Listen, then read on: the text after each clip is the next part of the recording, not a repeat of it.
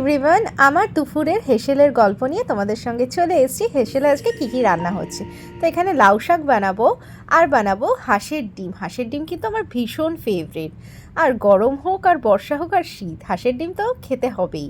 তো চলো প্রথমে কড়াইতে তেল গরম করে এখানে বড়ি ভেজে নিচ্ছি।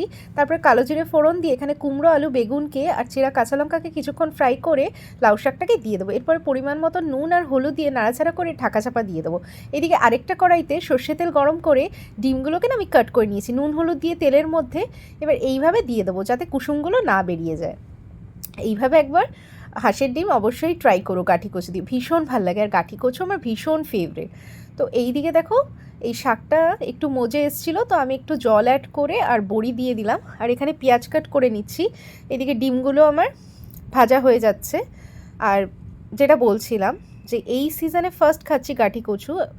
আর দেখো শাকটাও হয়ে এসছে, তো পরিমাণ মতো নুন আর গুড় দিয়ে আর দিয়ে দিলাম কোরানো নারকেল। অসাধারণ টেস্ট হয়েছিল। ভালো করে মিক্স আপ করে এরপরে ঘি দিয়ে দিলে আমাদের রেডি। এদিকে পেঁয়াজও আমার কাটা হয়ে গেছে। এবার জিরে ফোড়ন দিয়ে, সাদা জিরে ফোড়ন দিয়ে কেটে রাখা পেঁয়াজকে কিছুক্ষণ নাড়াচাড়া করে এখানে কেটে রাখা আলু আর গাঠি কচু দিয়ে দিলাম পরিমাণ মতো নুন হলুদ দিয়ে। এখানে একটা মশলা প্রিপেয়ার করে নেব। আদা, জিরে, কাঁচা লঙ্কা, রসুন আর টমেটো এটা পিষে নিলাম। আর যেটা আমি বলছিলাম গাঠি কচুটা না বয়েলড করে নিলে একরকম টেস্ট হয়, আর যদি এরকম করে আরও মানে অসাধারণ টেস্ট হয়। এবারে মশলার মধ্যে হলুদ গুঁড়ো আর লঙ্কার গুঁড়ো দিয়ে সামান্য একটু জল দিয়ে এবার কষতে দেবো। এদিকে আমি না বাসন রাখি না, সঙ্গে সঙ্গে মেজে নিই যেগুলো হচ্ছে রান্নার বাসন।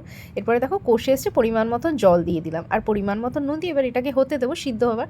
এদিকে আমি চুলটা একটুখানি আঁচড়াতে চলে এলাম। আর আজকে না বেডশিট এগুলো চেঞ্জ করেছিলাম, ব্ল্যাঙ্কেট এগুলো ধুয়ে দিয়েছিলাম, এসি ব্ল্যাঙ্কেট।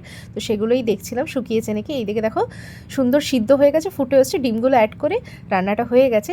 অসাধারণ টেস্ট হয়েছিল। আর আমি না বরকেও যেমন গুছিয়ে দিই, বর না থাকলে নিজেও কিন্তু সুন্দর করে গুছিয়ে নিই, গুছিয়ে খেতে খুব ভালো লাগে।